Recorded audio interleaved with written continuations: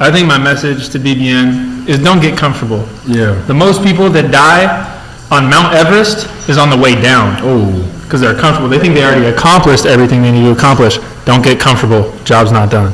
Yeah, baby. Let's get it. No Filter Radio with Alan Cutler, brought to you by Quantrell Auto Group. QuantrellForLife.com. I think that's really good. Mo Diabate and Colin Chandler from Kentucky basketball. They put it up on Twitter, their Motivation Monday. Good afternoon. I'm Alan Cutler with Jimmy in Control. I'm honored and pleased to be with you. Honored and pleased you're spending some time of your busy day with us, whether it's live anywhere in the world or perhaps tonight or tomorrow morning on a podcast, which will be up by 2:30. This is growing, thanks to you. Coming up at 12:10-ish, Justin Rowland is going to get really strong about what he thinks is going on behind the scenes with Stoops. We'll have Chip Caudle. Wow. Chip Rupp and Jeremy Caudle. Kind enough to also join us today. I think it's going to be a really fun show. I mentioned yesterday that I thought Stoops was using the word appreciate more than I ever have heard him before. This was in postgame, and I'm not going to go back and look at all the post games. Oh my gosh, I'd fall asleep. It just seemed different. And I keep on saying that yesterday and today, it's like he's resolved for something going on. Appreciate it. And then I thought yesterday in this press conference, which we carried live, by the way, Mark Pope will have his basketball press conference on Thursday as Kentucky gets ready for Purdue on Friday. That will be at noon, and we will also carry that live. Stoops just seemed different Saturday. He seemed different yesterday in his coach's show that I listened to with Tom Leach, and he seemed different during his press conference. We'll talk about that at 12:10. Something I mentioned many times. I love picking on Matt Jones. I'll just say it. I don't do it for the sake of. Only when it's legitimate. He'd learn more about sports if he'd listen here. I hope he's in the car listening. If Ryan is, he's probably running off the road. Jimmy, how many times did I say when Vince left that one of the reasons why he left was because he lost power and he had some really bad recruiting years? Did I say it 5 times, 10 times over about a 2-week period? You tell me what's your guesstimate as to how many times I said that.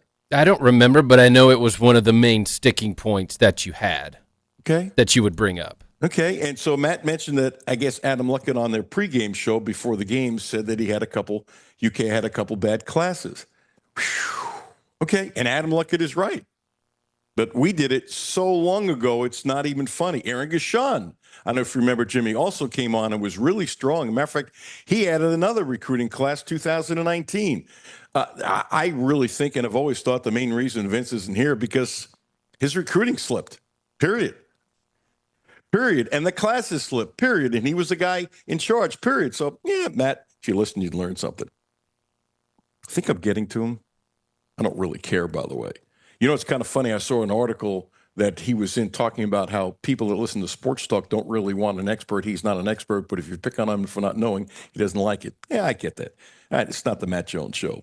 So look at it this way. Something has to change, and we know it.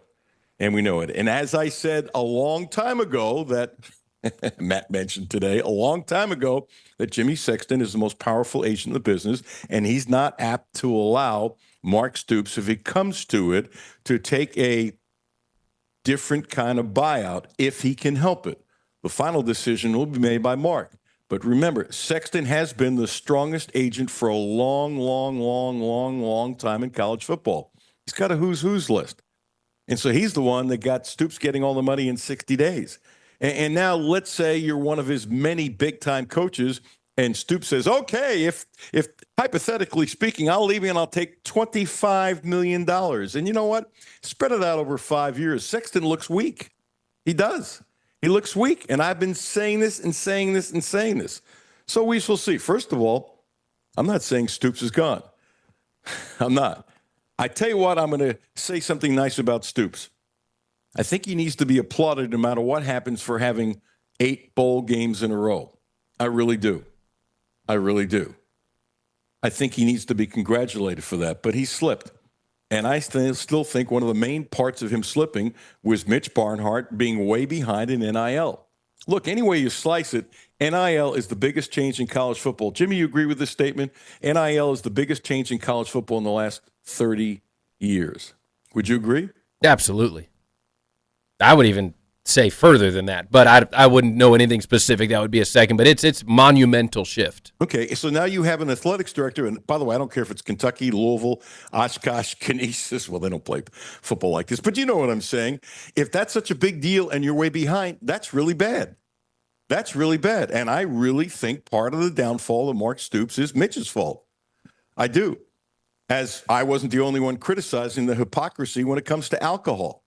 You know, it's okay. Now, it's changed now. Finally, it's okay to be in a suite and have a bourbon, right? It's okay to be in a suite, have a beer, and they only just recently changed the alcohol rule. Hi, if you're rich, you can do it. It's hypocrisy. It's just hypocrisy. And there are other things I could point out, but I don't want to make this into a Mitch show, and I don't want to make it into a Matt show. This is my show.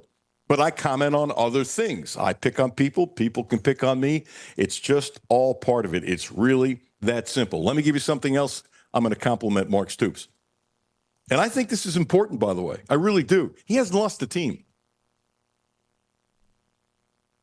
This team, the expression is in baseball, at the end of the season, they got their golf clubs packed and they're ready to go play golf in some nice resort because they have the money to do it and the season is over. Look, this football team, everybody knows this, checked out for Louisville. These kids have not only not checked out, he is absolutely right. They're getting better. They are getting better.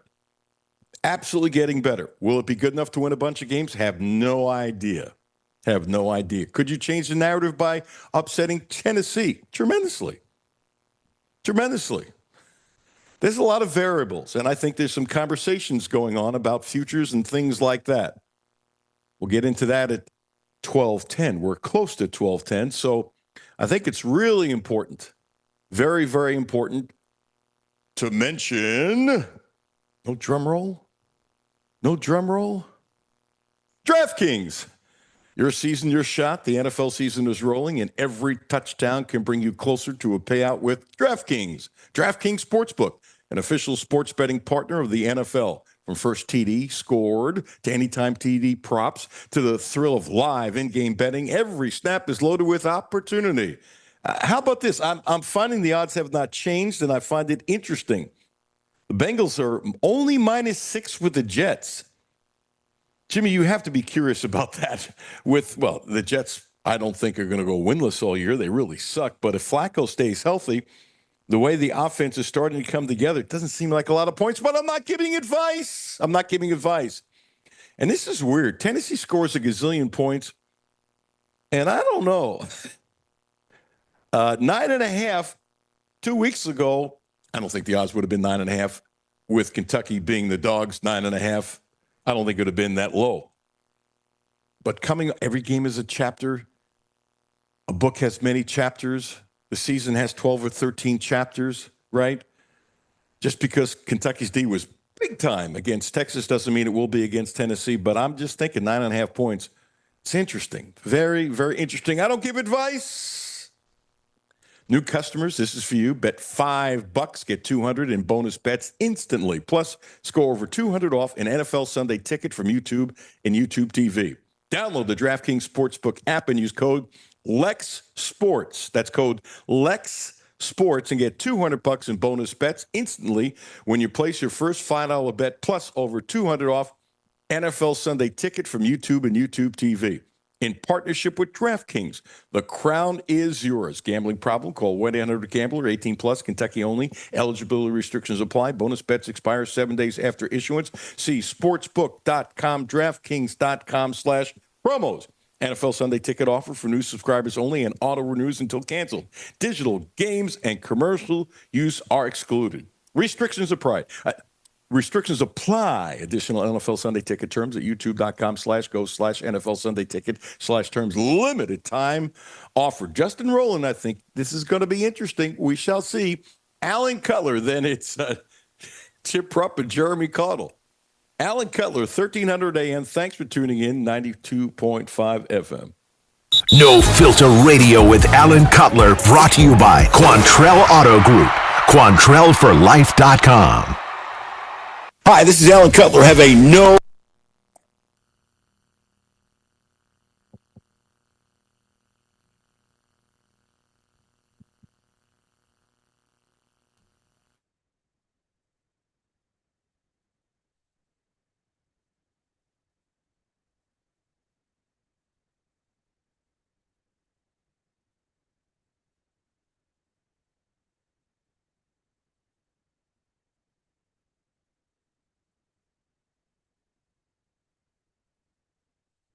(59) 263-2771 to see if auto owners insurance makes sense for you. Hi, this is Alan Cutler. The Quantrell Auto Group has a great deal for this month. Subaru. The Outback is special, so check this out. 0%. That's right, 0% interest for 36 months. And if you want to spread it out to 72 months, 1.9%. What a deal. 0% interest for 36 months. Don't forget, the Quattro family of dealerships is the right place to get your next Subaru, and they promise you the best in sales, service, and no gimmicks.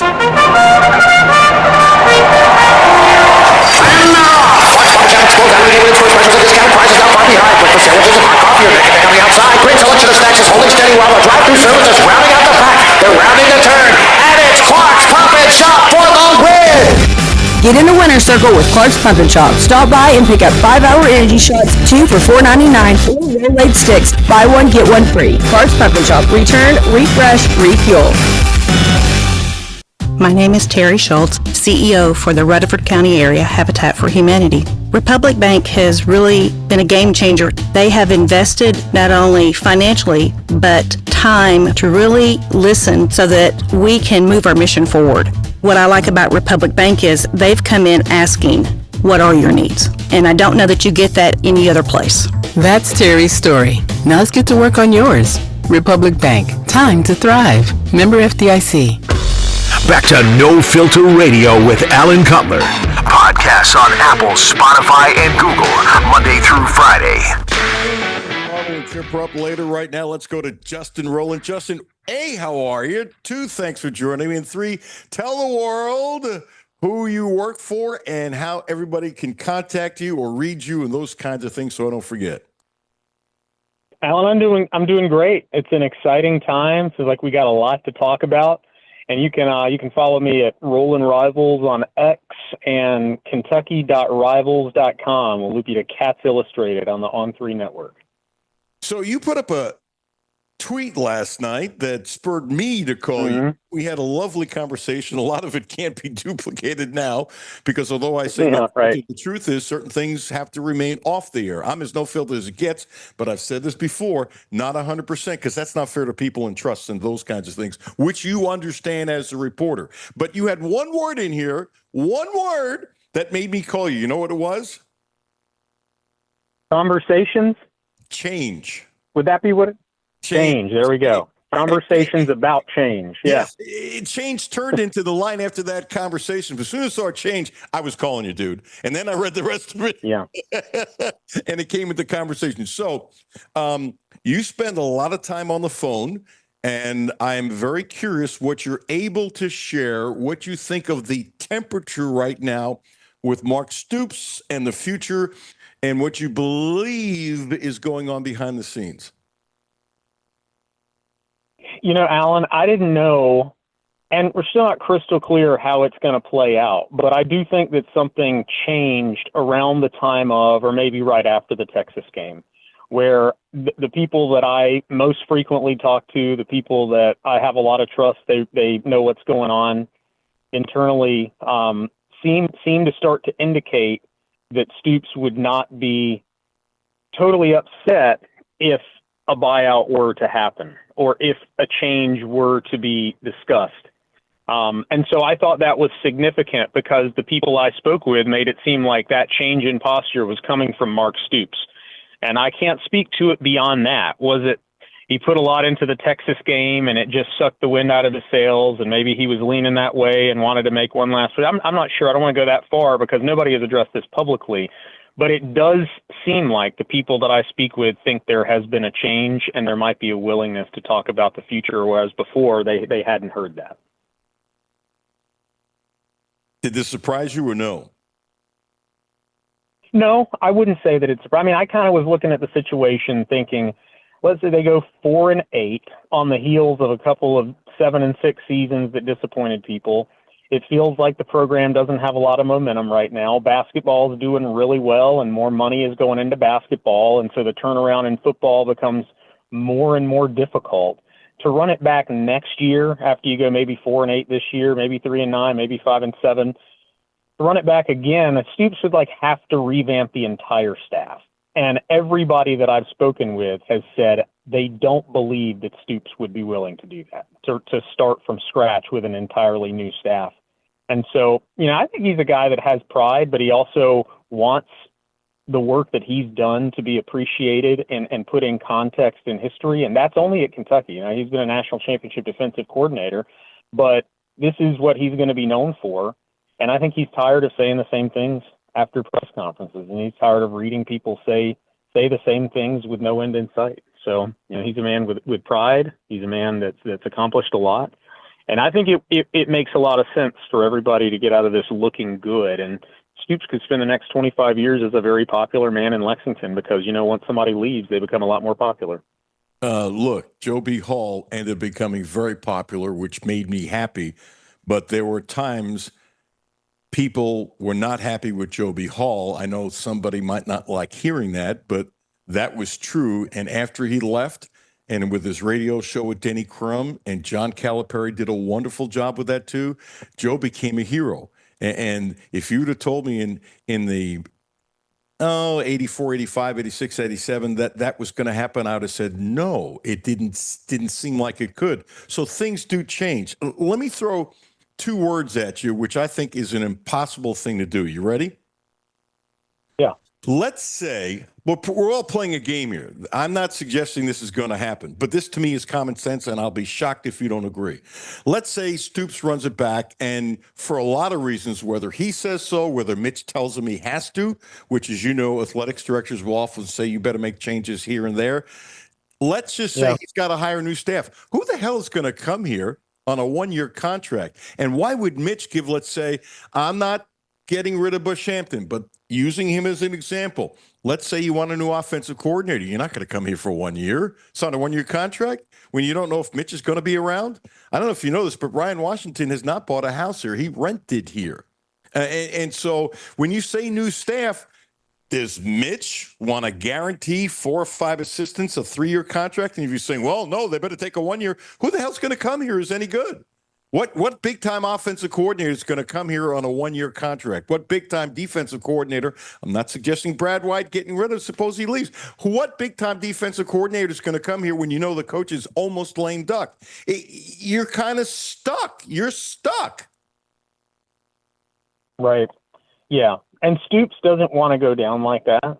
Stoops doesn't want to go down with it as bad as it was when he took it over. And that's going to be a concern for whoever the next coach is. I've heard this through the grapevine that people who would conceivably look at this job want to know that basketball is not going to become too much of a competitor for football in this area of limited resources, but also that it's not trending down for so long that it's like a Jeff Levy rebuild at Mississippi State. He's doing a good job there, but I still think that you're right. It's going to be hard to attract new coaches to a staff with Stoops, and he knows that the belt is going to tighten, that when things are bad and when you're losing, it's harder to keep people in the program. You've got to make more change. They just had a ton of portal turnover in this past offseason, and they would be doing that again this year and probably with less resources. And think about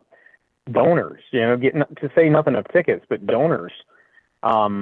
they've been pinched and squeezed, and they don't see the return for it. And this is affecting them across a range of areas. So it's all pointing in one direction. I think everybody sees it.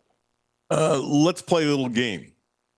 Auburn, off the top of my head, I'm trying to think of how many coaches they've ended up paying off in the last 10, 12 years. It's been It's been a cycle. But Auburn is still a much, much, much, much, much better job because they have NIL resources that do not seem to be available here at Kentucky. And so, therefore, with all the crap that's gone on in Auburn, and let's say you're John Summerall, and let's say you had a choice playing a hypothetical game between Auburn and Kentucky, and you say, well, he played here, he wants to be here. John Summerall's not stupid. Okay, he wants to know, like any smart coach, I'm not just saying it's John because that's not true, as to what are the resources available to me to make the probability that I can win here. And I think that could be something that really shoots down Kentucky even more. You see this logic? You disagree? Please disagree with me if you think that's no. Auburn, I would say Auburn is in a different tier than the Kentucky job. It's not Alabama and it's not Georgia, but Auburn, you could make the case that Auburn could be similar to Florida, for instance. And what makes Auburn unique is Auburn is basically Louisville basketball, right? It's not Kentucky, but it's Robin to Batman. It's kind of like. And what that fosters is an intense desire to win. So Auburn's boosters are unique in that when they are optimistic and they feel like, hey, we got Cam Newton, we got to push us over the finish line, they will go all in a way that I don't think Kentucky's boosters can go all in. Auburn's boosters can make that a national championship program. The question is, would Summerall consider a Kentucky over, say, an Ole Miss, for instance? And I don't even know if that would be the case. But I do think, and I've heard enough, that Will Stein from out at Oregon would be interested in the job. And, it'll be interesting to see what approach Mitch takes in the next hire whenever it happens, or whoever it is that's driving that process, because I think you got to think about it differently in this day and age. Let me throw two quick things at you. One, I'm not disrespecting the kids in the state of Kentucky, but everybody knows Alabama football is much, much, much, much, much better when it comes to numbers of recruits. Not everybody can go to Alabama. Summerall is from the state of where, and he has connections and is coached down there. Just, you have to consider these things, and so it's a different deal. Two, I don't know this, but it seems obvious. And this is not negative towards Mitch. I've criticized him a bunch, and I've complimented him a bunch, although his people don't think I ever compliment him, which is BS. You only hear the negative. That's what you want to hear. But he's at the end of his tenure. And I would say this about other ADs, okay? One, with an organization now controlling UK sports like never before, not inside the building, I think any athletics director in this temperature is going to lose power. I think Mitch has lost power based upon all these other deals. And two, he ain't going to be here 10 years from now. And so if a coach is hired, that coach's contract will be 50-1 longer than Mitch's time here. Would you agree with all that? Yeah, I would totally agree with that. I would go so far as it would not shock me if Mitch is not the main person driving the decision for the next athletic. I'm not that for the next coach. I'm not saying that I know that for certain, but I've heard enough people speculate about that, bringing the money in-house and revamping the athletic department and the role that Eric Monday has on campus now, I think there's a lot of moving parts, and the athletic department is going through a substantial change. And it's going to be interesting if this hire is made this offseason to look back and to kind of see how the power is flowing in the department behind the scenes, who was driving it. And that'll tell us something about where it's moving in the future. Justin, sorry for stepping in here. I don't know this either, but would it surprise me that Eric Monday had more power than Mitch if another hire is happening? Nope. The world is changing. You know what? I've said for a long time, and apparently I'm wrong, that the salaries would come down. But I think AD salary is going to come down too. Because guess what? Well, why do you need to pay an AD that much money when you're really not the decision maker that you used to be? It's like a lot of TV stations. I don't know if you noticed, they're getting rid of general managers in these changes because they're saving a ton of money, and now they're station managers, not a general manager and a station manager, because these big corporations are eliminating positions because you don't need a general manager because the corporation runs the company more than the station manager in the station. Does that make sense? Yeah, 100%. I mean, you see people experimenting with different ways to roster your personnel, whether it's coaches or athletic department personnel, support staff, general manager. You see UNC football. Belichick came in with this huge plan for, we're going to have guys coaching on the field, and they're not going to deal with recruiting. They don't have to worry about recruiting anything. And now it just seems like it's a giant cluster where his son, the defensive coordinator, doesn't even talk to the players, and they're treating high school kids coming into college like they're pros. And I don't think anybody really knows what they're doing. They're trying to figure it out. But for instance, Georgia has like 4 or 5 full-time staff members just devoted to whatever the players' families need to keep those people happy. I think Kentucky had about 1 person like that. So there's still room for the athletic department of the football program to beef up and to compete in some of those areas. But I'm interested in what the organization is going to look like, because you got to think about it differently now, because you got to account for a lot more money going out. Not fair. We'll end on this way. Can I be not fair with you, Justin? Yeah, no, that's fine. That's fine. Come on, Justin. Appreciate you, Alan. As he goes, I'm not sure I appreciate. We talked a little bit for a while. Oh, I'm good if you hang up on me or go tell me to jump in the lake. Is that fair? No, it's fine. I know. What are the I odds? got to pick up some. What are the odds that? That? Last thing. What are the odds Stoops is here next year? 15%. I would say it. I don't want to say that it's a 0 chance and get people excited, or get people to think that if something were to happen. I can say that it seems like Stoops is more willing to talk about it, but there's a variable that, like, what if Kentucky is just thinking we don't want to pay negotiate down to $25 million and even pay that? That could be an open question. I just have a hard time thinking that would be the case. So I think it's very likely they'll have a new coach. You do a hell of a job. Give yourself a second plug because you deserve it. Thanks, Alan. Appreciate it. It's Rolling Rivals on X and Kentucky.rivals.com, Cats Illustrated online. Hey, thanks for your time on the dime. Appreciate you. Keep doing what you're doing, dude. Thank you, man. Take care, Alan. You too. Jimmy, he's really good. He's kind of like old school, but he's not old like me, burning phone lines up, and he's got a lot of relationships. He has a lot of relationships, and I respect that tremendously. And I mean tremendously. Elliott Services, 859-255-5788. One of the really cool things about it, the employees own the company. And I found out about them through my friend Chuck Ely. I needed some work in the house.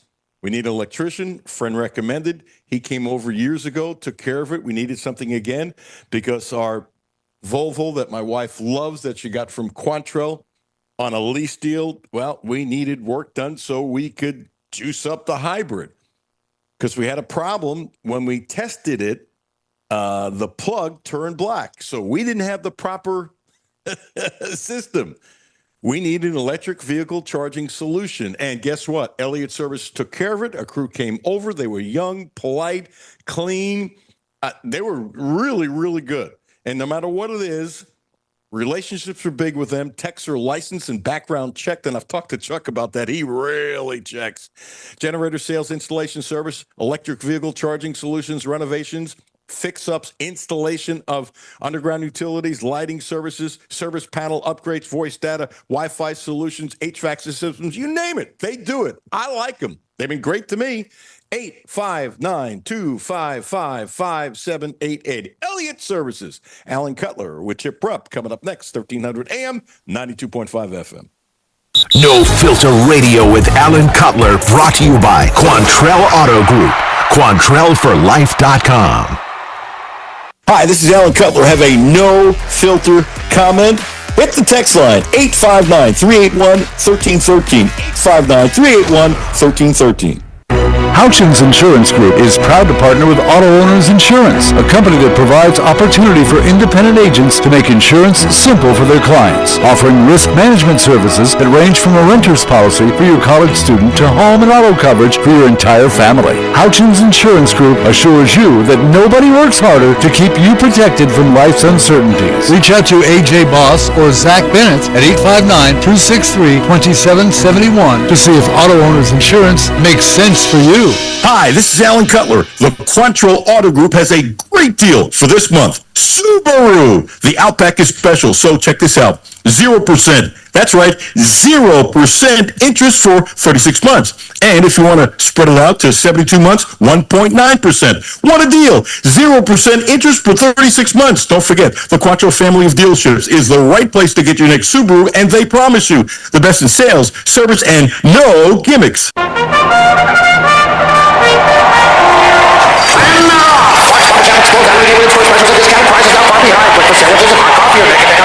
Great selection of snacks, holding steady while the drive-thru service is rounding out the pack. They're rounding the turn, and it's Clark's Pump and Shop for the win! Get in the winner's circle with Clark's Pump and Shop. Stop by and pick up 5-hour energy shots, 2 for $4.99, or Rolade sticks, buy one, get one free. Clark's Pump and Shop. Return, refresh, refuel. My name is Terry Schultz, CEO for the Rutherford County Area Habitat for Humanity. Republic Bank has really been a game changer. They have invested not only financially, but time to really listen so that we can move our mission forward. What I like about Republic Bank is they've come in asking, what are your needs? And I don't know that you get that any other place. That's Terry's story. Now let's get to work on yours. Republic Bank. Time to thrive. Member FDIC. Back to No Filter Radio with Alan Cutler. Podcasts on Apple, Spotify, and Google, Monday through Friday. We actually have a really fun group of guards. So Denzel Aberdeen has been unbelievable at the point for us so far in the first 3.5 weeks of training camp. He's been incredible. He's a veteran player. You know, it's not that often that you have a guy on your team that it was, you know, playing as the horn sounded in a national championship win, right? He's done it all, seen it all. He's an incredible combo guard. He's probably more comfortable at the point than he is at two, so he's going to be great there. Jasper Johnson has shown amazing acuity at the point. He's growing so fast. It is hard for rookies. And he's always been a dangerous scorer, but he's got this slippery vibe to him that you guys are going to love watching so much, where he doesn't have a huge physicality to his game, but he's just so slippery on offense and defense that he causes problems. He's really got a great sense. He's probably our best trick the tag guy on the whole roster in terms of working off ball screens. And then Colin Chandler's going to be a formidable force. Ortega is convinced that he is the answer for us at the point. You know, as well as all of our bigs, all your bigs, all, you know, Malachi Moreno watched Amari last year. He's like, that's what I should be doing. So, you know, BG wants to step in those shoes. Andrea knows that he's not allowed to dribble, he's only allowed to shoot. So he's the only guy that probably is not vying for the point guard position as a backup right now. Interesting stuff from Mark Pope. And I said yesterday, because it was pretty obvious that Aberdeen will be the first guy. I think Aberdeen might surprise people because Aberdeen's a point guard. And that's why Todd Golden was a jerk, in my opinion. I'm going to call him a jerk before I stick Chip Rupp on that, because, let's see, Todd Golden left San Francisco to go to Florida to have a better chance of winning a national championship and make a lot of money. He left all those players behind. Well, guess what? Aberdeen did what he thought was best for himself, which is to come here and for more money. And his sour grapes was just ridiculous. Aberdeen can play point. And I'll tell you what, one of the things that will help Aberdeen when he goes to the NBA is the fact that he can play one, he can play two. And you're going to tell me he can't play three on a switch? Really? Really? And now, not to stick him with all that, ladies and gentlemen, without further ado, you know, you didn't have a lot of gray hair when you started doing my show, which I appreciated. Now, just doing my show, your hair is turning color. Am I giving you that much consternation, Chip? Hello, Chip. Hello, Alan. Really appreciate you noticing that. Yeah, I'm getting old. I looked in the mirror the other day and told my wife, I used to see a young guy when I looked in the mirror, and now I see an old guy that's this age. And It's hard to believe it's happened, but it is. And Well, yes, that is gray hair. I don't attribute it to you, though. Thank you. Because Ryan Lemon attributed some losing hair to me. Greg Punkorm, our great photographer, attributed his hairline receiving to me. So I don't know if you were going to blame me as well. They blame me all the time. I told my wife she lost her chance to trade me in. So it's in my boat too. So what'd you think of the Aberdeen comment? I think Kentucky's in better shape, much better than last year after what happened with the point guard situation. Obviously, not ideal, but I'm not as concerned as I was last year. And I was really concerned, like a lot of other people, and it turned out to be a problem because they couldn't do their style that Pope wanted. So what do you think about that and what you saw from Blue White and maybe what you've seen in practice and those kinds of things? Well, I loved his comments, and he's spot on. I mean, we watched the national championship game last year, and Walter Clayton was not getting it done in that particular game. And the reason Florida was in it and in a position to win the game at the end was because Denzel Aberdeen stepped in admirably and did a great job. And so the handful of practices that I've been to, you've seen that exhibited every time he's on the court. And to the specific comment that Mark made, he is a combo guard. He can do the 1, the 2. At the next level, he probably is going to need to be a 1. And you hate to lose Jalen Lowe, but he is more than capable of handling the position behind Aberdeen. I think it'd be great for Ortega if he could handle it, because I think it'll make him more marketable at the next level. But I don't see him being a point guard. But I think Jasper can fill in and give us minutes, and I think we're in a great position to handle an injury. And all feedback is coming that it's not that serious. It appeared serious, but we'll get him back after the 2 exhibition games. I think we'll be in great shape. And as everybody in the world would say, better to happen now than in January. That's as obvious as the nose on my face. So all good. Yeah. All good. Do you have a concern at all with this basketball team? I'll go back to my previous comments that I've made to you. I think the biggest concern I have is we have a lot of weapons, and it's a good problem to have.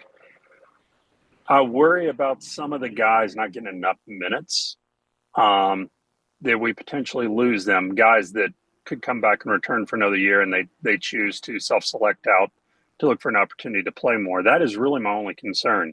Otherwise, we're 3 deep, minimal at each position. We look very similar to what I thought was one of the nicest rosters I've seen assembled during this crazy NIL period. And that's what Florida had last year. They had multiple weapons at each position, and we're built the exact same way.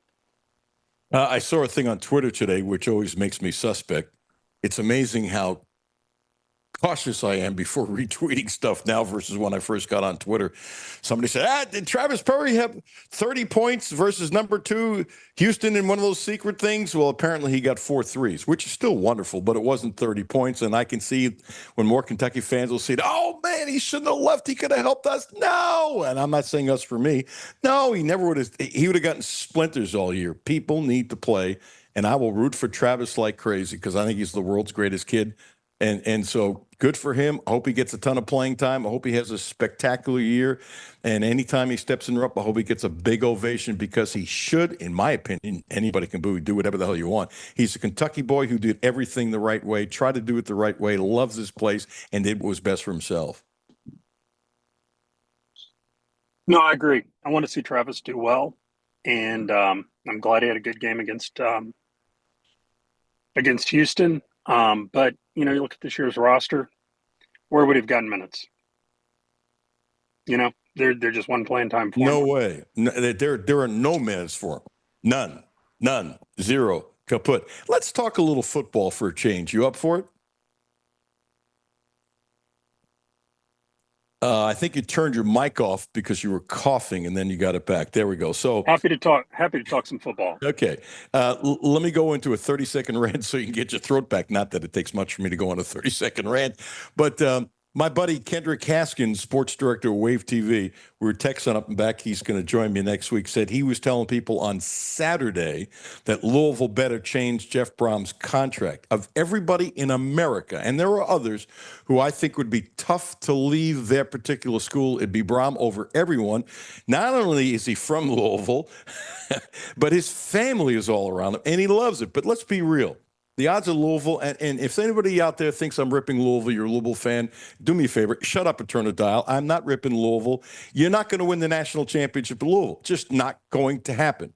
To win it from the ACC is possible. It is possible. The odds are remote. There are other places. And I've always thought I don't know Jeff personally, but the only thing that would cause him to leave if there was a place where he thought he had an honest shot to win the national championship. That's me. I don't think he'd leave for money. That it sounds easy for me to say, but he's been driving a 20-year-old car or whatever it is for a long time. I don't think money motivates him. Everybody wants a great contract, but I don't think it's about money. I don't know. There are some people saying, I have no idea if it's true, that he'd be more interested in Florida than Penn State. That's one. Two, let me throw something else at you. I just have to say this before, as I see your color in your coming back from your coughing. I'm sorry you got a bad cough. That Elko of A&M called it stupidity that he would go to Penn State. First of all, he has a better job at A&M. He's got a better job. Sorry, Penn State. He's got a better job. And two, it is stupidity. He's that part of the world that makes perfect sense. And you go to Penn State and you don't know the lay of the land, you're in trouble. That's a tough place. That's I wouldn't say shadow of its former self, but it ain't what it used to be, even though they got the great thing. Anyway, would it shock me if Brom left? No. Am I pushing something? No. Am I trying to make Louisville fans crazy? No. But he's at a point in his career that there are a couple of jobs open that if you want to say, I want to win a national championship, and if you're ever going to move, now the best thing to happen in Kentucky, although you don't know who replaces somebody, might be for Brom to leave Louisville because he's done an unbelievable job. Could you see him going to Florida? I really can't. I think they'll give him a lot of reasons, financial reasons to go. But I think, and I don't know Jeff Brom at all. I've met him a couple times. Seems to be a pretty grounded guy. And I think there was only one job that he would leave Purdue for, and it was Louisville. And I think the first time it came open, it wasn't the right opportunity for him. And then the next time it was, and he made the move. And I think he has deep roots there.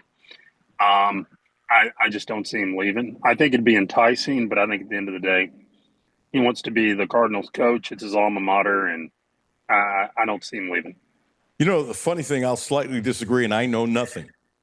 Had Louisville had a very, very, very successful coach while he was at Purdue, and it looked like that coach would have a long run and a long tenure, I think he would have left Purdue for the right job, because it's kind of like, I really do want the Louisville job, but if they have the right guy in there, they're not going to fire him. He's not going to leave. I will go somewhere else. I think he saw the tea leaves and was cognizant of the fact that it was going to open again. I think he thought that. But had this been another 4 or 5 years and the Louisville job wasn't open, I would be shocked if he was at Purdue. I know nothing, but it makes sense because, you're not going to win the national championship at Purdue.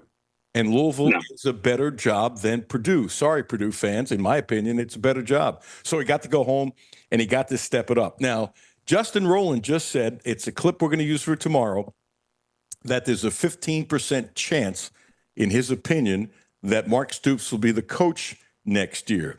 And he said for the first time, he thinks there's conversations going on behind the scenes.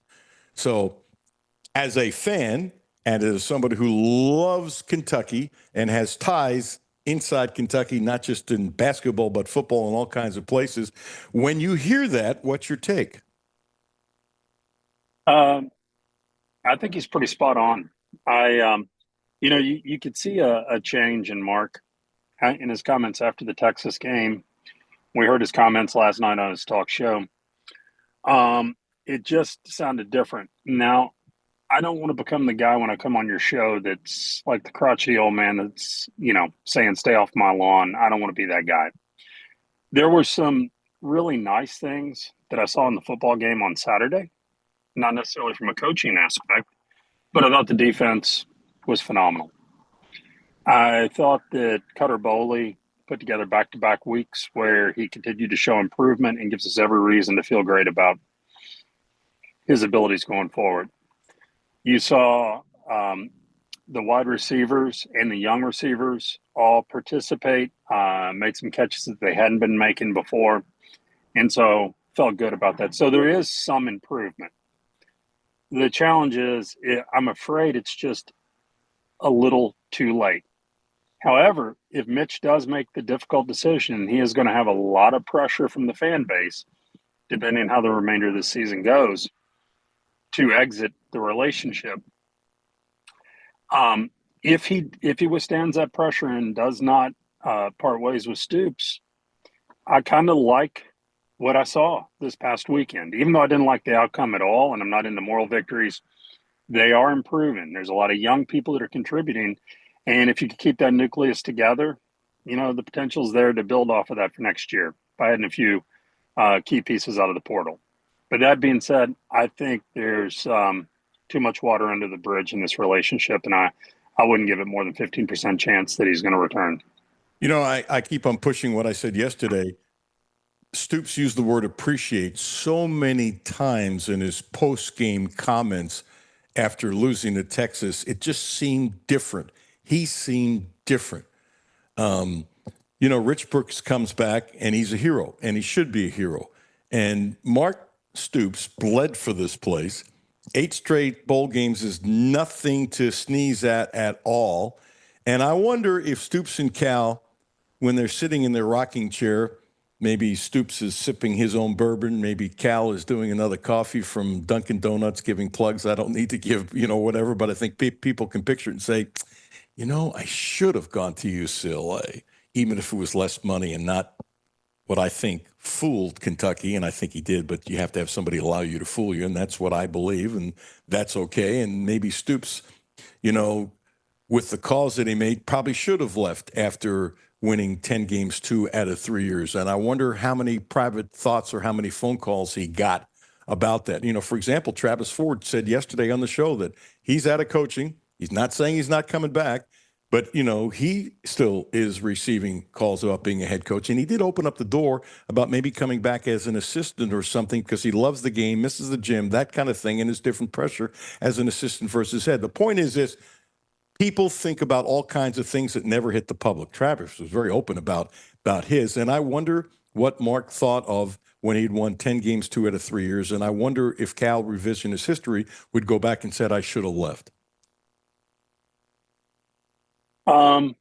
Yeah, it's so difficult to weigh in on those. But, yeah, in both instances, I think after Cal went way down the pathway with UCLA, it was hard to come back, and even with the lifetime contract and all that stuff, there was no question there was a drop off in the performance, and probably a little bit in the relationship with the fan base after that.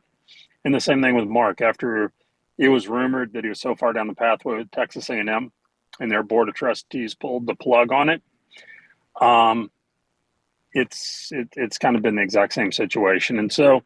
I've been pretty consistent. I don't know how my grandfather was able to pull it off for 42 years, but I strongly believe you have a lifespan at any of these institutions, and I think it's about a 10-year time period. And after that, it's time to make the next move or to retire. Fan bases are very fickle, and I'm not saying that about necessarily our fan base in particular, but when things are going great, everybody's all on board.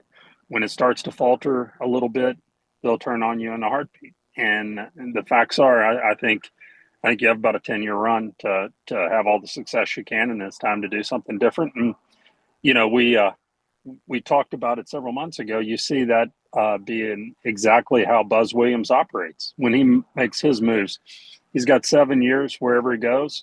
First 2 or 3, he gets a pass to build the foundation for his program.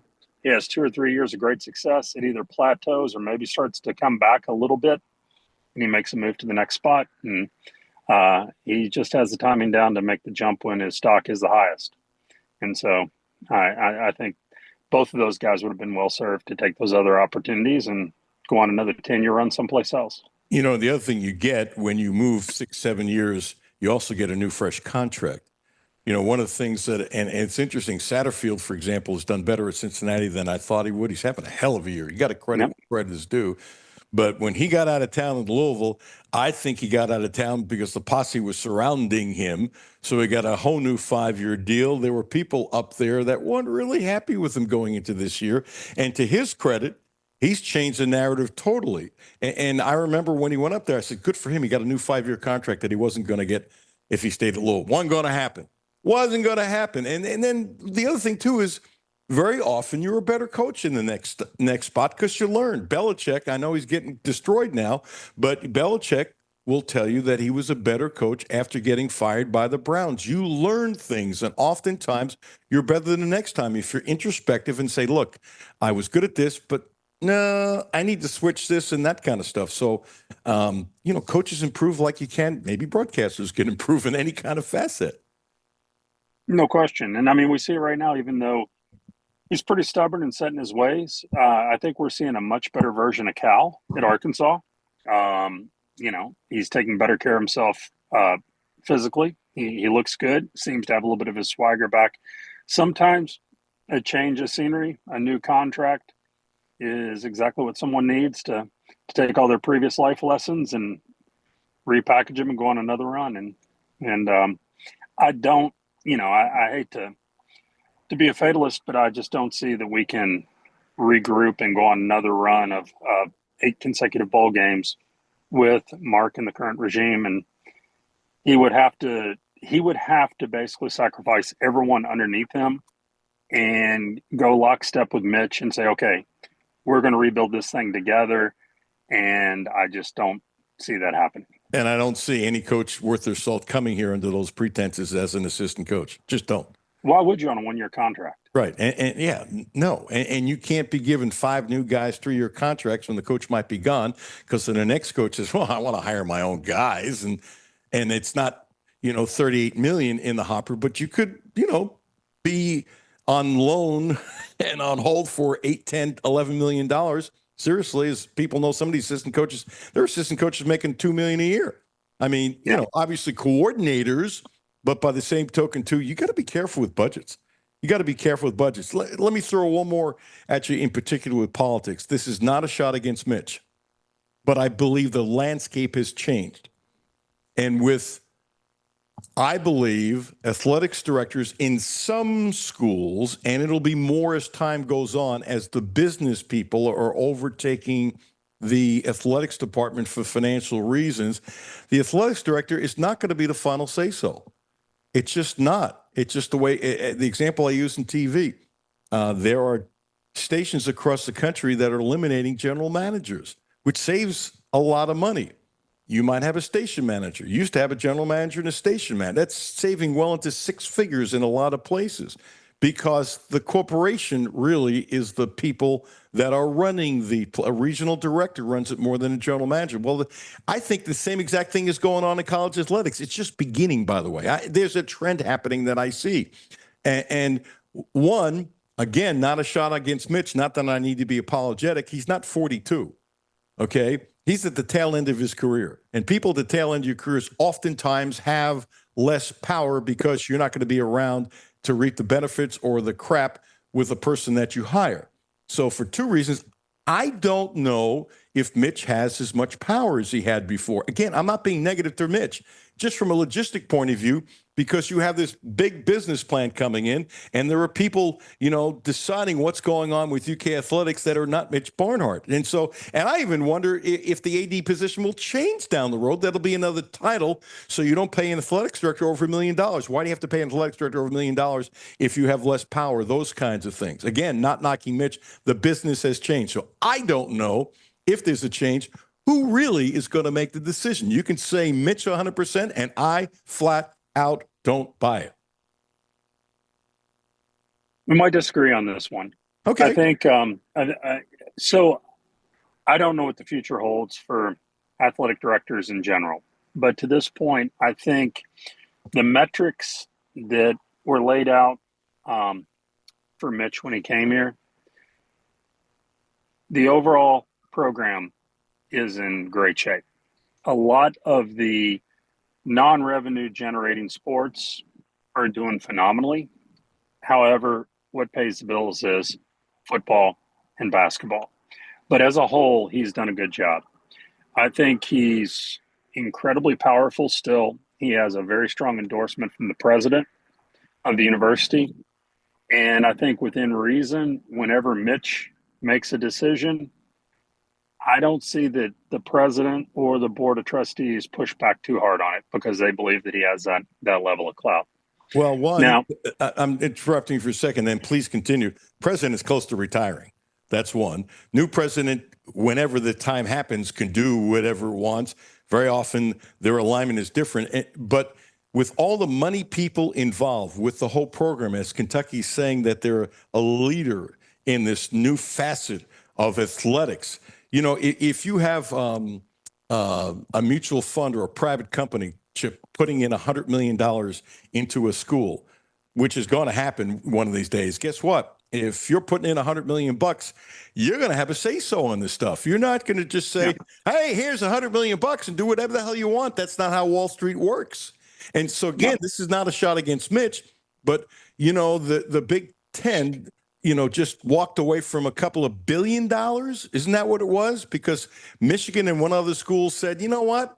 We don't really like this deal, because if somebody comes in and over a number of years say we're going to give you $1 billion, $2 billion, they ain't going to be sitting on the sidelines. It's just not how business works. That's my comment towards Mitch. Not what he's done. Not that a lot of the programs that don't make money he's done a wonderful job with. It doesn't matter anymore. It really doesn't. It's about money. My comment has nothing to do at this point about Mitch Barnhart. no, and your point's well taken. I mean, I think the partnership with JMI, JMI is going to be in a position to put a lot of pressure on whoever's leading the program in the future. And, you know, the facts are it's not going to be Mitch. Mitch's time has come to an end. I suspect that I strongly believe this, and I don't have any internal feedback that's fueling this. I mean, I think Dr. Capilouto will announce his retirement in the very near future, at the end of this year, potentially at the end of next. So, and I think at that time period, I think Mitch chooses to exit at the same. And then I think JMI will have a strong voice with the new leadership of the university about the future of athletics and the athletic director. And I think it'll be a totally new landscape at that point. So, you know, the people that are voicing frustrations about Mitch or Dr. Capilouto or Mark Stoops, I think this thing's going to take care of itself organically. And I think, you know, that Mitch and Dr. Capilouto will choose to exit gracefully and enter into retirement, and a whole new regime will take over in the next 2 years. Let me throw this at you. And I sent this to you. Somebody named SportsFan 2025. Hey, Cutler 1300 on Twitter. What's the vibe of getting rid of Barnhart and Stoops? Does a guy like Chip Rupp have the support to get both out? ? I have zero confidence in Barnhart choosing our next coach. Can it be done? This is how I responded. If Chip has any power, I don't know about it. He would be a wonderful addition to the board of trustees, but even though he loves UK, he might be too no filter for them, and it's exactly what they need. Mr. Rupp, do you have any comment to both the SportsFan 2005, which thank you for throwing that at me, or some guy named Cutler 1300 on Twitter who responded? So to the Twitter comment from SportsFan, very nice to think that I do. I do not have that power. So I would not be able to facilitate any changes whatsoever with Mitch or Mark Stoops. That being said, you know, your response back, I mean, trust me, I would love to be more intimately involved with the University of Kentucky, whether it's with the athletic department or with the board of trustees. That has never been that's never been offered, mentioned. I think a lot of it makes sense. But to your point, if they're looking for someone that's just going to rubber stamp whatever someone brings to them, then I'm probably not the guy, because I love UK. I love UK athletics. A lot of my professional career has been at the University of Kentucky Hospital, UK healthcare system. And, those are two things that I'm super passionate about and would not be someone that would want to sit in that chair and just rubber stamp whatever comes across my plate if I don't think it's in the best interest of the university. So I don't see them knocking down my door to be a member of the board of trustees, but if they called me, I'd be more than happy to answer. Chip, as always, I appreciate, brother, and I'm just glad you don't blame me for the gray hair. No, I'm gonna get some of that Grecian formula or something and take care of that before I talk to you next. Don't do it. Don't do it. They say it makes me distinguished. Do you think so? Yes. I'm sorry. My wife said that. That gave me a kick in my step. I can't lie. Well, if your wife says that, you don't need any other opinion. All right, go get on with Jeremy Cottle. I appreciate you having me today. As he's saying, I'm hanging up before you say something nasty anymore. Chip, appreciate you tremendously, brother. Thank you so much. Buddy. See you, man. Chip Rupp. Was I too mean to Chip? Was I too mean? No, I don't think so. Yeah, I don't think so either. You see, anybody who's watching on YouTube, I don't push this. I should. Matter of fact, I even looked and see if we have more than 12 people watching on YouTube. What's the way you can watch on YouTube? And I'll tell you, one of the cool things about watching on YouTube is that you can see the facial expressions of the guest, which I think is very telling, which is why I do this via Zoom. It just makes the conversation that much better. If you want to watch on not Zoom, YouTube, it is ESPN Sports Radio 1300 AM. Easy to remember. It's easy to remember to check out the Quantrill Auto Group and the XC60. I keep on talking about it as of yesterday and so far today. We've had the car not quite a month, 3 weeks plus, and Judy has not used a drop of gas. It's a hybrid, and this XC60, the Volvo, is so smooth, and she loves the car. Loves it, loves it, loves it, loves it. We've never owned anything like this. Well, we don't own it. It's a lease. And don't forget about the Quantrill Auto Group. They're great to deal with. Drive in from Bowling Green. Drive in from Danville. It's worth it. Drive in from Jessamine County. It's a quick drive because the people that you are dealing with. And if you like Subarus, the Outback is a special car. They've got a deal. 0% interest for 36 months. 0, 0, 0. And you want to spread it out to 72, it's 1.9% for 72 months. 0 for 36. Don't forget, the Quantrill family of dealerships is the right place to get your next Subaru, and they promise to get you the best in sales, service, and no gimmicks, and I trust them. It's a pretty simple deal. Jeremy Cottle coming up next. Thank you, Chip. Appreciate it. Thank you, Justin Rowland.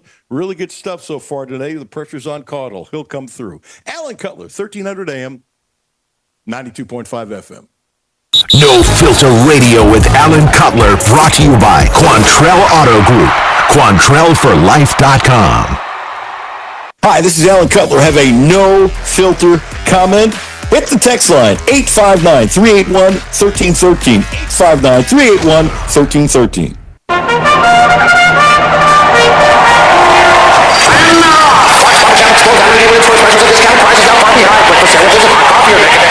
Great selection of snacks is holding steady while the drive-thru service is rounding out the pack. They're rounding the turn, and it's Clark's Pump and Shop for the win! Get in the winner's circle with Clark's Pump and Shop. Stop by and pick up Sour Patch or Swedish Fish peg bags, 2 for $6, or Jack Link's Jerky, 3 1/4 ounce bags, 2 for $11.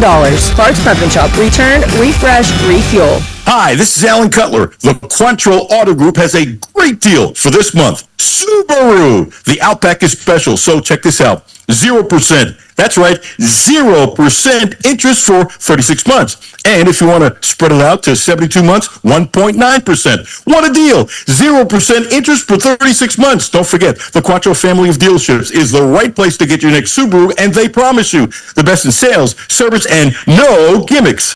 Houchins Insurance Group is proud to partner with Auto Owners Insurance, a company that provides opportunity for independent agents to make insurance simple for their clients, offering risk management services that range from a renter's policy for your college student to home and auto coverage for your entire family. Houchins Insurance Group assures you that nobody works harder to keep you protected from life's uncertainties. Reach out to AJ Boss or Zach Bennett at 859-263-2771 to see if Auto Owners Insurance makes sense for you. My name is Terry Schultz, CEO for the Rutherford County Area Habitat for Humanity. Republic Bank has really been a game changer. They have invested not only financially, but time to really listen so that we can move our mission forward. What I like about Republic Bank is they've come in asking, what are your needs? And I don't know that you get that any other place. That's Terry's story. Now let's get to work on yours. Republic Bank. Time to thrive. Member FDIC. W223CV Lexington. ESPN Sports Radio 1300 and 92.5. WLXG Lexington. And LM Communications Broadcasting Station. The only no-filter sports show in Kentucky. It's the Alan Cutler Show with award-winning TV sportscaster Alan Cutler. To make the play. Averaging 44 points a game, number 2 in the country. Typical Tennessee offense, very hard to defend, very fast. The quarterback's playing at an exceptional level. 3 wide receivers and more, an abundance of receivers, but 3 that really stand out. Very good at the offensive line, and defensively, again, playing equally as good. Very disruptive up front, lead the SEC in sacks. There you have Stoops with a typical comment about Tennessee and the good stuff of what they were doing. And Tennessee scores a ton of points. Jimmy, would you get that? Oh, here's Jeremy Cottle. Boom, he just popped up on my screen. And so Tennessee scores a gazillion points. And as I mentioned in our DraftKings spot, Tennessee's favored by 9.5. And I don't know, I love the defense that Kentucky had, and I don't know. I'm baffled by it. If this defense continues, maybe they could shock the world. Jeremy Cottle, physician's assistant. How are you, dude? I'm doing good, Alan. How are you, man? Good. So, question. Were you a little upset about some things that happened to Kentucky before we knew it was going to be an overtime game? And perhaps not liking some things, how they handled the clock, and first time all year, of course. Did anything upset you at all? No, I don't know what would give you that idea, Alan. Maybe the message that I sent you as I was flaming going into halftime. But no, I think again we've gotten hit with that. Just it seems like just perpetual terrible clock management. I don't understand some of the choices. He's tried to kind of explain those away. They were worried that Cutler was going to throw an interception there at the end, or he'd get sacked, and they were out of timeouts. The problem is I don't know of any other team that would not have a play ready where it's all outs. You go, okay, throw it over out of bounds if you can't hit the guy, and have a play ready for that. The big thing, the clock management at the end of the first half was just unbelievable to me. You've got all 3 timeouts. You've got them stopped second and long. And you don't take any time out you've got 1 minute and 50 seconds left at that point, Alan. Instead, you get 1 minute and 12 seconds, so you got to hurry up and push it down the field. Then you get a chance to score, and you can't get them close enough. It's just killing me, man. By the way, somebody gave me $500. I wouldn't read your text. Well, okay, it wasn't. It could have been worse. Okay. It could have been worse. Yeah, it could have been worse. But here's the deal, and I've been guilty of this too. What do they always say? And I kind of learned this the hard way. You write an email because you're mad at somebody. Don't send the first email. Well, here it is, Alan. It's unfiltered. It's to you. Yeah. I know there's going to be some discretion on your part. You're right. You're supposed to give it 24 hours. But right. I'm going to use the word incompetence because it has been chronic in the way that they've taken care of the clock management. Okay, so I went crazy, Jeremy, former Studley defensive lineman for the University of Kentucky, shortly after they got face masks. I went crazy, I mean crazy yesterday. You have 14 seconds left on the clock, and you don't trust Cutter Boley to throw the ball in the end zone. And if they blitz and get through, just throw the ball down. If you don't trust him, then he shouldn't be the quarterback. There's not 1,000,000 to 1 on this earth that would have Lane Kiffin kick a field goal with 14 seconds to go. And when Stoops said, I couldn't walk in this room, which is facing the media, if something happened and we didn't kick the field goal. Who gives a crap about facing the media? Forget that. What is best for the TEAM? To me, he's lost his way. You practice things like this, like, a basketball team, 7 seconds on the shot clock, take it in bounds. What are you going to do? 3 seconds on the shot clock. What are you going to do? If they are not practicing what to do with 10, 12 seconds on the clock to try to get in the end zone, then it's total incompetence by the coaching staff, which I'm not accusing them of, because I got to believe they're doing it. So they've practiced this. They have to have practiced this. And you mean to tell me Cutter Bowley's not smart enough to take 3 steps back and just throw the ball? You throw it. One way or the other. Whatever you do, trust yourself. And so Stoops didn't trust his team. You know what I think he did? I think he quit on the team. You quit on the team. Now, I'm not saying he would have scored a touchdown. It's a low probability, but we see every week the team scored like this all across the country. He quit on his team by not allowing the team to take that one shot in the end zone. And then if you throw it away, then you kick the field goal. To me, that was the worst thing about, with all the things you can complain about and I won't use that word. You can complain about what happened. That was by far I went nuts on this. 14 seconds. Now, if it was 3 seconds, I get it. 5 seconds, I get it. 7 seconds, I get it. 10 seconds, I'm not so sure. But 14 seconds? 14 seconds when you played football, didn't they ever practice situation football? Did this just occur now? This has been going on forever and ever and ever and ever. You don't, and somebody sent me back, well, he hadn't thrown a long pass that day. What the hell does that got to do with it? He's thrown plenty of long passes in his life. How many times do you hear somebody say, well, there's a play we haven't run in 3 months. We hadn't talked about it. We stuck it in and the kids knew what to do. That's what this is. I think he quit on the team because he's lost his way. He's totally lost his way. I couldn't live with myself if we going to kick the field goal. God, just stop it. You got a whole play in 14 freaking seconds. I'm pounding on my desk. That's not very smart. I got to shut up. You go. I don't know if people know where you stand on this, Alan. I think they may be confused. No, I've been called wishy-washy. Well, I'll tell you what. All of Section 21 at Kroger Field knew what to do in that situation, and for some reason, Stoops did not. But you're right. If you're a single-digit time left on the clock, you don't have to take that shot. If you've got double-digit time on the clock, you have to take that shot out. You never know, right? I mean, the defense doesn't know. They could miss a coverage. You end up with a guy that's wide open in the end zone. You see it every week with teams at all levels, college and pros. It happens. You have to give your guys the chance to win the game. And then we go to the overtime. You have not been running between the guards all game. Your running game, which has been successful, by the way, your offense has been successful. You get away from what you've done and what has worked after you get down there on the goal line. Okay, I get it. One play, you're on the one, you're going to try to get it up the middle, try to push them in, make it happen. If it doesn't work, you've got 2 more plays to do something different. And we just repeated and rewashed the same crap that didn't work. Not only that, but you got a quarterback that can move. He's mobile. Can you fake the handoff, have everybody in tight, have him roll out? He either runs or maybe a tight end blocks, falls down, steps up, takes 4 steps to the right, and might be wide open. So before you respond, I got to tell you this. Truth. I didn't think of this on first down, but after first down, before they snapped the ball on second down, this is before you were born. Mark Higgs, I'm standing in the court in the end zone, okay? They had Tennessee beat. Higgy, before your time, but I know you know Higgy, had the biggest thighs, and he could leap tall buildings with a single bounce. They tried it 4 times. He couldn't get in. And the 4th one, he got up so high, and they stopped him. And I'm thinking, they're finally going to beat Tennessee. They're finally going to beat Tennessee. And maybe that's ingrained in my soul. But a second down going, they can't be that stupid to do something similar like they did against Tennessee. Not that Stoops even knows that happened.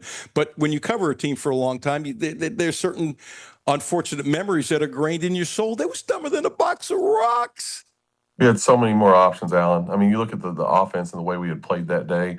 We had so many more options. Now, again, we did a lot of things well in that game offensively. We didn't do some things well. Our wide receivers still struggling to get open down the field. But you're right. Hey, listen, our offense was the running game and the tight end game in that matchup. And it had been working all day long. Give those guys a chance to make a play. You're a player. Players aren't stupid. Players know what's going on.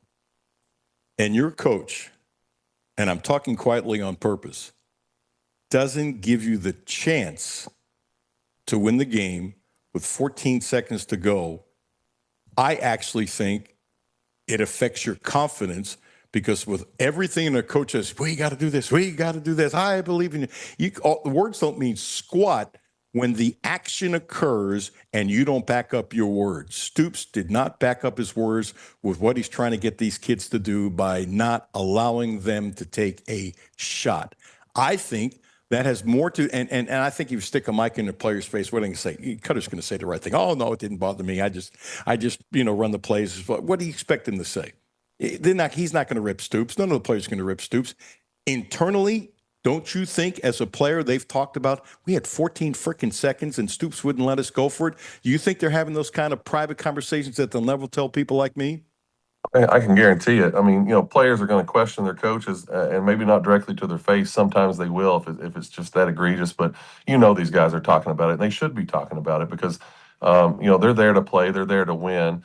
You got to give them that chance to do it. And surely there's some guys that wanted to make that play. I can guarantee you there were guys that wanted to make that play, and there was probably multiple ones that wanted to make that play. I don't know. It's been very confusing to me. I'm also going to question why you don't have your starting running back. I know there were some injury issues, but he wasn't injured at the time. You don't have your starting running back in at one point trying to make a play down at the goal line, and that was I don't know if it's inexcusable or what they're thinking and their thought process was there. Well, no, you're talking about went to the hospital, came back, putting him in the game. I have this thing about Patterson. You either trust the kid or not. He's fast. Yeah. He's fast. You could have pitched him the ball. Oh my gosh, he might drop the ball. It's like you're thinking about everything go wrong instead of right. He could have run around the end if you pinched the outside corners and safeties just a smidgen. He runs to the outside because guess what? I don't think the Texas guys are any faster than he is. Well, and I listen. don't know why they don't play him anymore. I'm a defensive guy, and I'm not drawing up offensive plays, but how about this? You get it down there on the 1 yard line. Your first running play is your normal running play, kind of over guard tackle area, a little wide maybe, and you have your tight end blocking down hard on the end. Your second play, you don't get it in. Your second play, you do the exact same pattern, but it's a play action, and you dump it to your tight end who releases last second out to the flat. I mean, there's so many options, and they didn't give them a chance, Alan. Here's what I don't know. Was this 100% Bush? I don't believe Stoops calls the plays. I really don't. But I do. He said this. This is not breaking news. He might do the temperature. Years ago, he explained this. This is a long time ago. 4 minutes ago, he said he might tell the offensive coordinator, run the ball, not pick the plays. In other words, let's ice the clock, that kind of thing, and then let the coordinator pick the plays. That's what he said he used to do. I don't know if he's changed. I doubt seriously he picked the plays. I would like to know if that was all Bush is doing. We're never going to find out. Or Stoops is doing about running the ball. I'd really like to know because I have wondered, not just with Bush, if he was totally left alone. Now, he came here on the premise he's working for Mark, as he should, by the way. And you have to parrot what their head coach wants. I understand that. I respect it. But I wonder if he's got more in the tank that we're not seeing. I just wonder. I don't know. But the people who knew him in Boise were so complimentary of him and were so upset that he left. And I know he had Ashton Gentry. I was talking about Ashton Gentry the year before he won the Heisman. Okay, and they got another really good running back in Boise State now. By the way, they just beat Nevada, Las Vegas, who were undefeated and Mullins up for all these kind of jobs and stuff like that. They got talent there. They always have talent. By the way, the running back is not as good as Ashton Gentry, but they got a really good one. Not the point. The point is, I watched enough of Boise State that there were running plays where they just gave it to Gentry and get the heck out of the way, and the offensive line was good. But I also watched some plays where they did some interesting things with the tight ends and blocking and rolling and this and that and the other. I don't see here. So I don't know. And now you got tight ends who can roll and block. You can use the tight ends like a pulling guard. You can use a tight end like as a blocking fullback. All these things that coordinators can do, I don't see them doing here. And I'm baffled. I've been a critic of Bush all season. I think this game was one that he probably made some of the best adjustments. I'm still not completely happy with the play calling, but the adjustments, he figured out that the running game was working and they just kept running it. They figured out that the passing game to the tight ends was working and they kept doing some of that. The problem is they didn't do it when they really needed to at the end when it would have counted the most. So props to him for making some adjustments and doing what's working and not trying to force in something that he wanted to do. But at the same time, it's almost like that there's something hamstringing him. And again, maybe it's the head coach, maybe it's his lack of confidence. I don't know what it is, Alan, but there were some improvements. Justin Rowland from Cats Illustrated, who's very good, was on earlier. You were working as a physician's assistant, and in his opinion, there's a 15% chance of Stoops being back next year. He's been talking to people. I've been talking to people. I'm not ready to say that, but I do think there are things going on behind the scenes. Not all of it do I know. Absolutely not. Not going to. This is not one where sources have told me and I can't say it. No, I can't even say it's that far. Just being honest and real. If you were to guess, and I don't know if you have any inside information, but just as a player and as an observer and understanding of money, and you understand the contract, although it's tough for either one of us to totally understand how they're raising the money. I think they can, but I don't think they want to. Who wants to? But what's your feeling of his comment of saying that 15% chance? I would probably say there's 25% chance he comes back, but 15 sounds more realistic if somebody has talked to more people than I could ever imagine. I've not talked to anyone. It's just the feel of the program, the watching Stoops in the interviews, seeing where the team's headed. At some point, it'll be where it's untenable for him to continue as the head coach. Now, he's got millions of reasons why he should stay and not walk away. But I think at some point he's going to have to go have that conversation that he supposedly hasn't had, where he talks about negotiating out his buyout to something different. Because I think it'll get to where it's just miserable for him to be here if it's not already. No, there was a conversation. Oh, but listen, I'm just playing off that a little bit. I 100% believe there was. You say there was. I think your people know there was. I know there was, but it wasn't like he went to him and said, da, da, da, da, da, da. That's not what happened. There was a conversation after the Tennessee game, and maybe an athletics director said something, maybe he said something, maybe the athletic said something, and maybe somebody else got mad and said, if you don't like what I'm doing, blah, blah, blah, blah, blah. It's not like he barged in the office and said, I'm walking away, which is how he denied it, which I never said, which wasn't true. I never said that, but his denial was a lie. From what I said, which I found interesting, and I get it. I'm not ripping him for it because, if I say politicians lie all the time, somebody, Republican or Democrat, is going to come at me, say I'm on one side or the other. I'm on neither side. So I expected to get ripped. I knew going into it, I've done this a long time, that I was going to get ripped. No, the thing that I've said for weeks and weeks and weeks and weeks, he's got the best agent in the world when it comes to football coaches. You better have the best agent in the world. How the hell else do you get a 60-day, give me all my money? And how dumb was Kentucky to do that? Seriously. What's that guy's name? Jimmy, whatever. I mean, Jimmy Sexton. Yeah. It's not Jimmy on your end behind the mic today. I mean, he could come up with a heck of a contract. But listen, hey, Jimmy Sexton, he's got like what eight of the top 10 highest paid coaches in the country right now. He's the he's set up.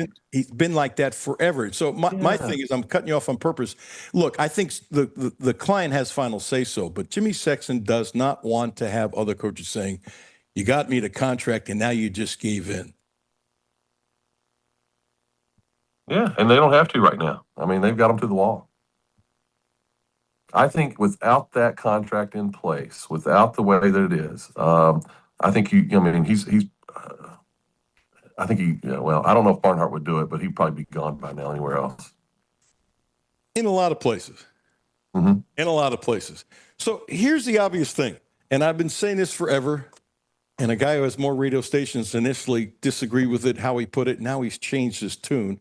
There's a really good reason to eliminate coaches during the year. I'm not saying I'm in love with it, but it's pretty simple. Let's say you're the coach, and no one knows if you're going to be around or not. Maybe they made a decision. They're trying to keep it quiet.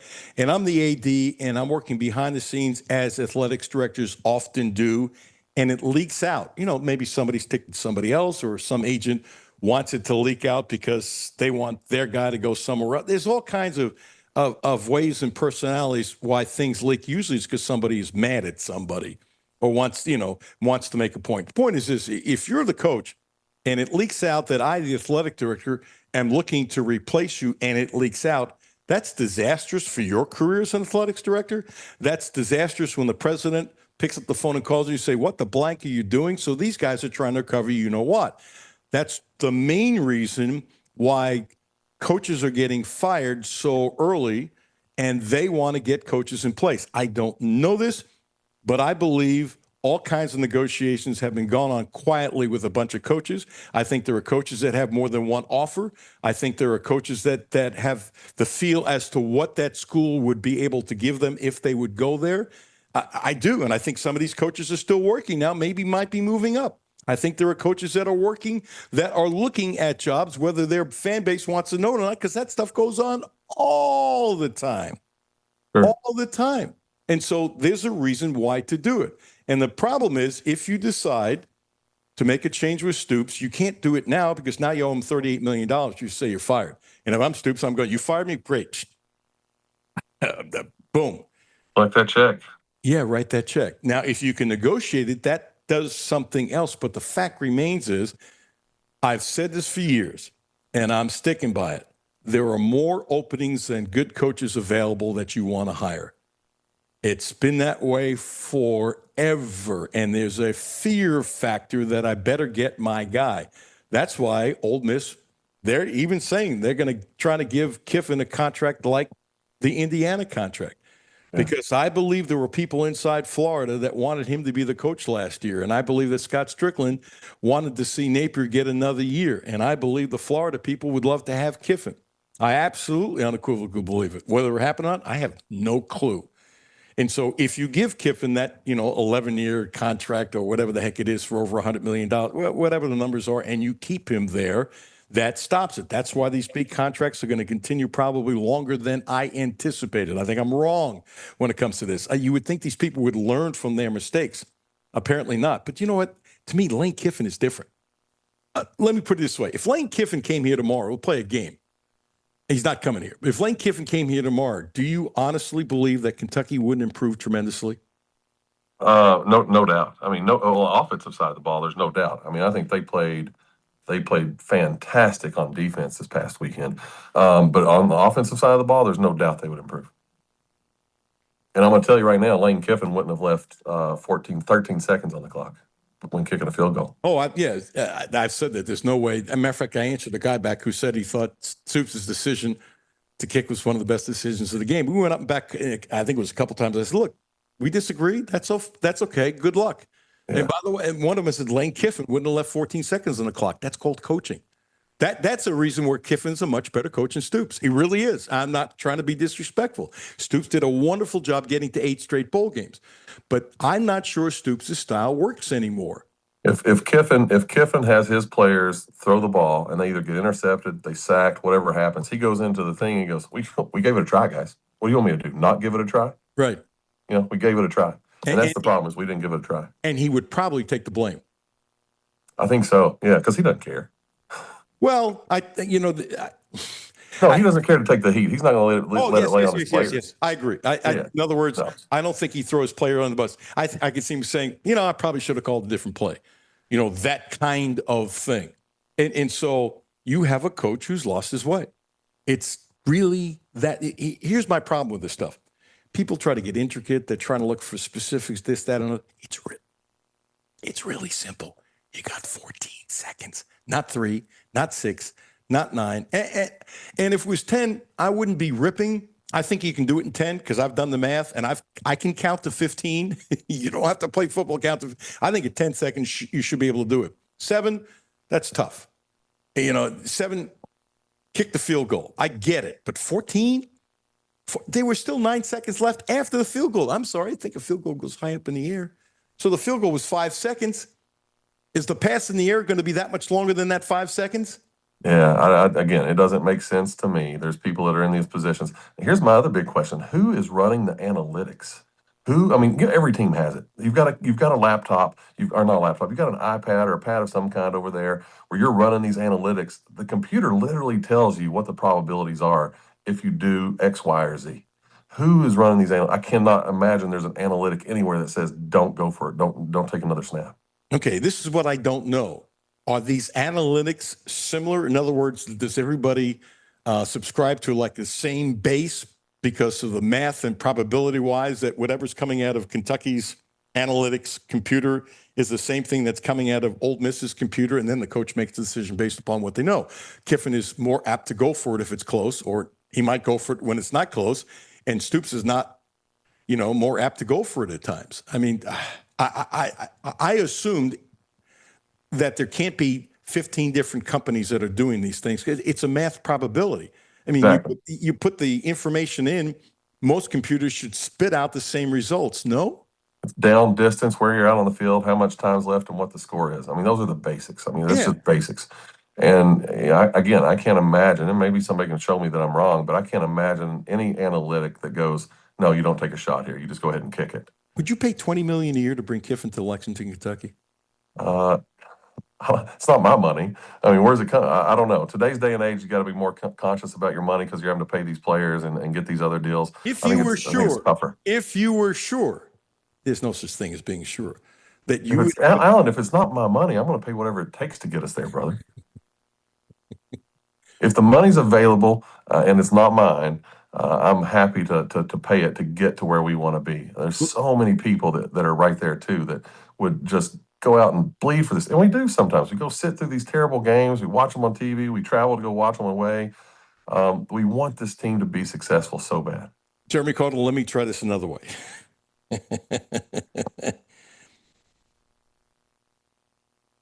If Stoops isn't here next year, I'm being serious now. What are the odds whoever is hired isn't a coach good enough to take Kentucky to the playoffs? And if you have that feeling going in, and we could be surprised. Look, did I predict that Stoops would go to 8 bowl games in a row? I did not. Do I think he should be applauded for that? I absolutely do, by the way. Respect what the man has done, good and bad. But I was going to say this for another day. I'll just throw it out now. Maybe I'll do a monologue on it next week. But I really believe that the odds, this is not a shot against Mitch. It's really not. The odds of Kentucky hiring a coach that you believe, you know what they say, winning the press conference, right? I got to win the press conference. And I'm going, winning the press conference is nice. Just give me the right damn coach. If you don't win the press conference because you're the right damn coach, what the hell's the difference? There's too much emphasis on winning the press conference. And I think it's stupid, narrow-minded, and self-centered and egotistical by officials. Don't get me going there. What do you think the odds are? Because I don't think they're very strong of whoever the next coach is, whether it's next year, 5 years from now, 10 years from now, who are we kidding, would be good enough to take Kentucky knocking on the door and getting involved in the playoffs. Because if you can't hire somebody that you believe can get in the playoffs, you shouldn't hire that particular person. Yeah, I think the list is short. I think it's very short. Say that again. The list is short of people that can get you there. And that list, 98% of them are going to cost you a whole lot of money. Well, here's the other thing. You can spend the money, and if you make a mistake, now you might owe somebody $50, $60 million. By the way, one of the things going around, and I first thought it was preposterous, and then I looked it up, that if LSU loses their next 2 games, they have a short fuse, as you know, at LSU, shorter than here in Kentucky. His buyout, can't believe I'm saying this, is only 90% of $51 million. LSU people will come up with that. If Brian Kelly loses, a couple games in a row, his job is on the line. So let's put it this way. Do I think Auburn's going to get open? My guess is yes. Do I think LSU is going to get open? Maybe. Do I think South Carolina is going to get open? Maybe. Look, I know nothing. I've said all along that Virginia Tech might not hire a coach because they want to see if Shane Beamer fails. Isn't that a terrible way of looking at it? Because they have one chance to hire him, and I know nothing. But, he didn't want the job the first time because he didn't want to follow his father. I get it. I understand it. I respect it. That's fine. But now it's been some space. Here's the problem now, Alan, is, before teams would keep a coach because it was too costly to get rid of them, or they were going to give them that one more season to see what they can do. In the modern era with transfer portal, the way that they can bring guys in and change things so dramatically in one season, the big question is, can you afford to keep a coach around for another season? That's a great point. Because one more year of keeping that coach, whatever team it is, and I'm not saying just Kentucky, but in our situation, Kentucky, but one more season of keeping that coach here, how many guys do you lose that could be big time players for your program the next 2 years? Huge. And that sets you back. I mean, that sets you back. So now you're in a hole because you have to, spend money on a new coach, then spend money on players. I don't know. Now the balancing act is having the money to pay somebody and buy them out, or lose the money the next couple of years. When I started in this business 1,000 years ago, I never thought football would be such big business. I didn't see it coming, not to this level, not to this degree. Just didn't see it all. I got to talk to Dennis Johnson before the game on Saturday, and he and I kind of reminisced about the way things were. Jasper's now there at UK playing basketball, and we were talking about how we were getting $5 for breakfast as part of our scholarship, and if you didn't use it all, it got wiped and put back into the fund, into the account. Whoa. The putting back into the fund, and guys your size, even back then with inflation, $5 probably didn't fill you up. Well, it may have been $7. So let's go with $7 for breakfast, $9 for lunch, $12 for dinner. What if you want to have a really good dinner and put it all together? Could you do that? No. So once you didn't use it, there was a cutoff time between breakfast and lunch and dinner where the lunch money disappeared and dinner money was put on. Are they doing that to get your fanny up for class? Oh, I don't know about all that. Sometimes skipping breakfast is worth it, Alan. But no, we were joking about that and how much that has changed and to the benefit of the player in that situation. Business of football has changed. The crazy part is I have no clue where it's going 5-10 years from now. Well, there's you see all the advertisements even at the games now. You see the advertisements of trying to keep college athletics with certain laws that they want passed, and they're lobbying people. You see it on the billboards at Kroger Field now. The athletics departments are in turmoil because of it. There's just not enough money to go around. I think the obvious thing is these huge mutual funds and private equity firms will take over, are in the process of taking over college athletics to a degree that is just almost unfathomable as far as I'm concerned. And that's why I was saying this wasn't a shot against Mitch. Really not. I have no problem criticizing him, but athletics directors, I'm not saying they're dinosaurs yet. That's too strong. Might happen, but that's too strong. But athletics directors will have much less of a say-so. Like I said, if I'm BlackRock and I'm putting $100 million for a company like BlackRock, I mean, it's not like it's no big deal. It's still $100 million. But they invest $100 million on things much crazier than this. And they have bean counters. And they're smart people. And they have these MIT grads and stuff like that. And they put the numbers down. They're not going to purchase, because it's going to happen. They're not going to purchase a Kentucky or an LSU or an Auburn, whatever, and not make a profit. They're not going to do it. They're just not going to do it. And so guess what? Some things that are going on now are going to change. They're just going to change because someone else, and you say, well, it's not a sports guy making a decision. Well, that's the real world. Right. I mean, they're going to set the thermostat a degree cooler in the wintertime and a degree warmer in the summertime to save money. They're going to get their costs from somewhere. And if you've got a guy that's leading the athletics department that makes $750,000 to $1 million plus a year, wherever you're at, that's a cost that can be cut if somebody else can do the job from behind a desk. I like that analogy about the thermostat, except the only thing I'll disagree with it, they might cut it 3 degrees here and 3 degrees there.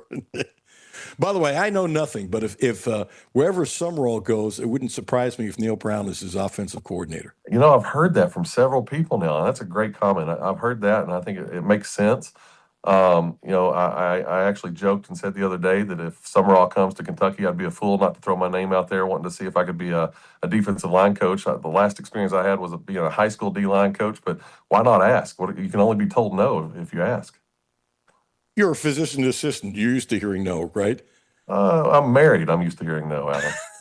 I was purposely trying to stay away from that, but since you did, unless Neil becomes a head, I only saw him for a couple seconds Saturday. It was really good to see Neil. It was weird looking at with a Texas hat on.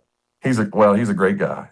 John Summerall is a great guy. They're both Kentucky guys, and I think they would do a fantastic job. They'd be put in a very difficult position, though. Yeah, but you know what? I'd like to see what Neil could do as a coordinator, working for a boss. Being a good friend is one thing, and that's nice. It's still your boss, but who would trust him to do things. And I think Neil would do some things that he couldn't do here the last time he was here. And you know what? I think he did a better job at West Virginia. And I've said this and people realize because he didn't have any money. As a matter of fact, I'm surprised he did as well as he did. So I think Neil would do a fantastic job. I think he would be completely unhandcuffed. I mean, that's the big thing. And the best comment that I've heard I'm so disappointed in what you said. What's that? Because I thought you said he'd be a no-filter offensive coordinator. Oh, yeah, well, I got you, man. I'm sorry. I don't, you can't rely on me for the marketing. But one thing that I think that would happen is he would have lots of more options. He'd be cut free and let him do his thing. Yep. But one of the best comments I've heard in the last 2 weeks is that John Summerall is a leader of men, both players and coaches. He's a leader. So at some point, your program is going to be led by men, and they're going to make the right decisions and do the right things, and they're going to perform like they're supposed to because he is a leader of men. How often do you hear that about someone? I think it's pretty rare these days. That's a great comment. Yeah. I'm going to save that comment. We're going to play it again later on this week. Oh, dude, I looked at the clock. I kept you too long. You got to go back to work. I apologize for taking this long. All good. Bless you, brother. I appreciate the heck out of you. And keep on sending me text messages like that because, okay, I'm in the press box, right? And right. I started laughing out loud. What am I going to do? I can't read it out loud. You know who you remind me of? And Christian All. Because, Chris is with his buddy, you got and you're going to say that to another football player, that kind of stuff. He's told me, he says, you can't believe the stuff we say to each other. Go, yeah, I can believe it. That's right. You were one of the most entertaining things during the Texas game for me. Well, I tell you what, I was just, it was pure frustration, and I know I can vent it to you. And again, that's one of the reasons I appreciate you. We come on here and I'll say we're half serious, but off the air, being able to talk to somebody that has some insight, some knowledge, it's refreshing, but it's also a great way for me to vent. Good. Helps your blood pressure. Bless you, brother. I appreciate your time. Have a great week, and hopefully next week or whatever you tell me your schedule, we'll work it out again. Thank you, man. I really appreciate you. Sounds good, Al. Thanks. See you, man. Jeremy Cutler. I didn't realize we went so long, Jimmy. He's really, really good. How about that comment about John Summerall, leader of men? I think that's a correct statement. I can send you a text, but 141. We already have the clip of the day, but we're going to reuse that soundbite. That is a soundbite to save. Man, I went 20 minutes longer than I thought I was going to go. Gee, that's the first time I did that, right? Never happened before. And I got to tell you, I never can imagine Elliott Service not taking care of you. They've been great with me. Needed help. Friend said, call Chuck Ely. I did. He helped us out. We needed work done in the house. And then I needed, again, for upgrading our garage because we could not handle charging solutions. So he sent a crew, young guys. They were great. Elliott Services, 859-255-5788. 859-255-5788. Voice, data, Wi-Fi solutions, service panel upgrades, lighting upgrades, HVACs, installation of underground utilities, renovation, fix-ups, existing properties, electric vehicle charging solutions, generator sales, installation, service. Techs are licensed and background checked. They're really serious about this. And commercial, residential, industrial properties. Relationships are huge, and the employees own the company. Elliott Services, check them out. Really, it's a heck of a company, and they've been great for me. 859-255-5788. Thank you, Jeremy. Thank you, Justin Rowland. Thank you, Chip Rupp. Alan Cutler, 1300 AM, 92.5 FM. No Filter Radio with Alan Cutler, brought to you by Quantrell Auto Group. QuantrellForLife.com. Hi, this is Alan Cutler. Have a no-filter comment? Hit the text line, 859-381-1313. 859-381-1313. Hi, this is Alan Cutler. The Quantrell Auto Group has a great deal for this month. Subaru. The Outback is special, so check this out. 0%. That's right, 0% interest for 36 months. And if you want to spread it out to 72 months, 1.9%. What a deal! 0% interest for 36 months. Don't forget, the Quattro family of dealerships is the right place to get your next Subaru, and they promise you the best in sales, service, and no gimmicks. Boo! Brett, what are you doing? I'm getting ready for Halloween. Well, it looks like your costume's ready, but what about your candy? Well, you know Dad and Uncle Rick. At Clark's Pep and Shop, we have some spooky deals. All month long, you can pick up 5-hour energy shots, 2 for $4.99, or Rolade sticks, buy one, get one free. No tricks, all treats this October. Clark's Pep and Shop, return, refresh, refuel. Houchins Insurance Group is proud to partner with Auto Owners Insurance, a company that provides opportunity for independent agents to make insurance simple for their clients, offering risk management services that range from a renter's policy for your college student to home and auto coverage for your entire family. Houchins Insurance Group assures you that nobody works harder to keep you protected from life's uncertainties. Reach out to AJ Boss or Zach Bennett at 859-263-2771 to see if Auto Owners Insurance makes sense for you. My name is Terry Schultz, CEO for the Rutherford County Area Habitat for Humanity. Republic Bank has really been a game changer. They have invested not only financially, but time to really listen so that we can move our mission forward. What I like about Republic Bank is they've come in asking, what are your needs? And I don't know that you get that any other place. That's Terry's story. Now let's get to work on yours. Republic Bank. Time to thrive. Member FDIC. Back to No Filter Radio with Alan Cutler. Podcasts on Apple, Spotify, and Google, Monday through Friday. We're getting better, and I know that's, you could look at the bottom line, and we all do. It's a bottom line business, and I understand that as much as anybody. I've been around a long time, but I, really care about the way they approach things, the way they invest, how they work, and the improvement that we're making. And we've improved each and every week, through this SEC schedule. They are getting better, and I do respect that. I don't know if it's too little, too late, but I was trying to recall, and I have to go back and look at a ton of stuff, but not this year. How long it's been since the defense played that well? Let me just throw this out there. I'm not being negative towards any coordinators, but when somebody's been a good coordinator, there's no special shot here. But when somebody says somebody's been a good coordinator, says, well, I'd like that guy to be a head coach. It's a totally different job. And just because you're a good coordinator does not mean you're going to be a good head coach. Your responsibilities change tremendously.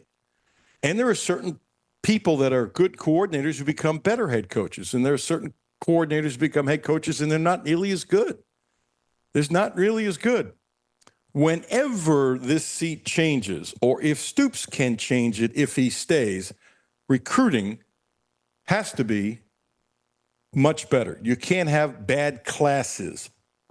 And as I've said many times, I started the show talking about this as part of the monologue, said this forever ago. When Vince left for Louisville, he had bad recruiting classes. I said it before he left. Aaron Gashan joined me and said that too.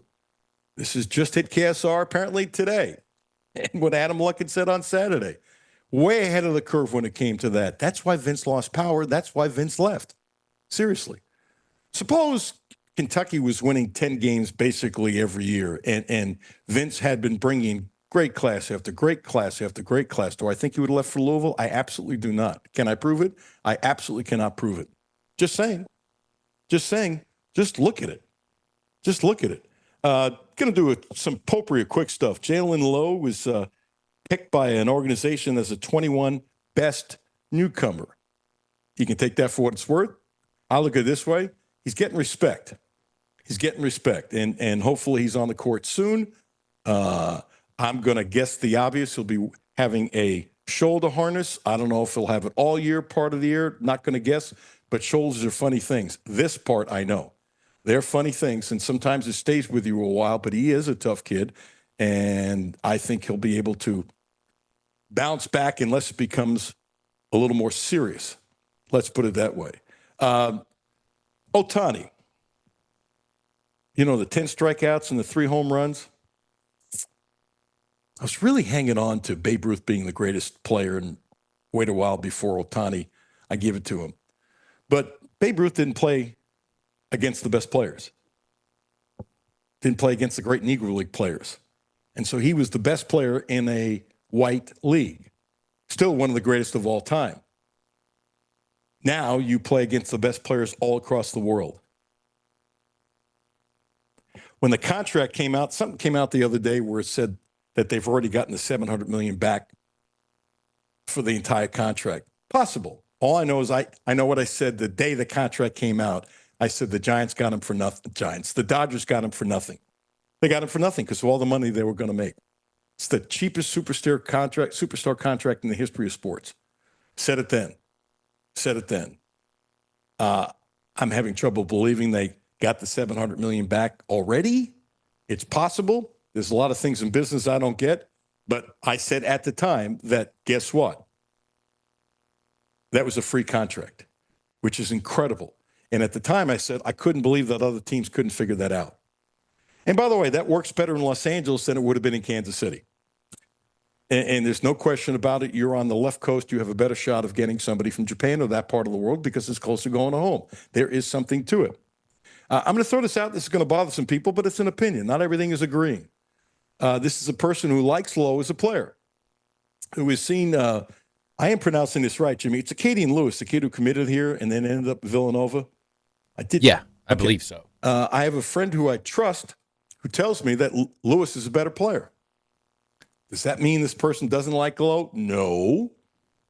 Is that a negative comment? No. Or there are some people that say, how could you possibly say that? Well, not here to make comments that you might like or whatever. Just be open-minded. We're about done, but I love the comment by Michael Alford, the Florida State AD, who I don't know if he walked into this room. Is fully committed to Mike Norvell this year, and they'll have a comprehensive assessment of the program will conclude at the season ends. 3-4 this year, 2-10 last year. You know what a great source told me? Can't swear it's true, but I've gotten this a couple different ways for what it's worth. They're doing that because they haven't raised the money to get rid of him. And by the way, Jimmy, I do believe there are some schools that are dealing with that, don't you? Oh, yeah. Especially because we don't know the clauses of the contracts when it has to be paid out. We're all learning more this year that, some of it's half within 30 days, some of it's all of it. So, yeah, that's a big factor in when they get let go. And plus, do you get your money whether or not you try for a job? Yeah. That's another huge deal. We started the show with Justin Rowland saying, as far as he's concerned, 15% chance that Mark Stoops is here next year. That was really good, Justin Rowland. Thank you so much. Thank you, Chip Rupp. That was really good, Jeremy Caudle. Thank you so much, Jimmy in control. God help you being in control of me. Are you in control of me? No, just the buttons. Not you. You would, first of all, I wouldn't let anybody control me, but you wouldn't want to be anyway, right? No, I wouldn't want that job. Neither does Judy. Have a great day. Thank you for listening. Show will be up in a couple moments. Another podcast that I think you'll enjoy listening if you just clipped on at the end. Thank you for telling one or two friends. That's how this thing is growing. People listening in different states and all over the place. Again, thank you so much. Brad Taylor coming up next. Matthew and Jimmy at 10. I'll be back at noon and working on a fun show already for tomorrow. Have a great day. Alan Cutler.